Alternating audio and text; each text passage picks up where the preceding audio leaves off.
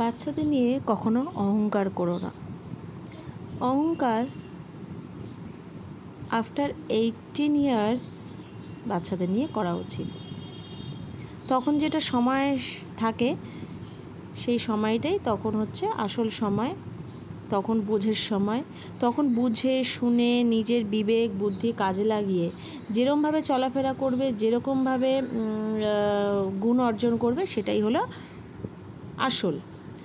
তো 18 ইয়ার্সের আগে আমার মনে হয় না কাউকে কোনো বাচ্চাকে নিয়ে অত অহংকার করা উচিত।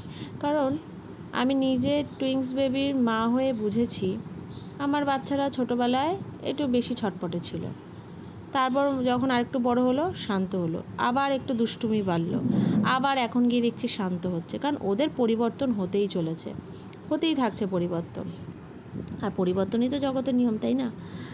তো ওদের লেখার পরিবর্তন এসছে, ওদের শরীরের গঠনের পরিবর্তন এসছে, ওদের মন মানসিকতার পরিবর্তন আসবে, আরও বড় হবে ওদের ভাবনা চিন্তা আদব কায়দা চলাফেরা সব কিছুর পরিবর্তন হবে। তো এটা কিন্তু আমাদের জানতে হবে।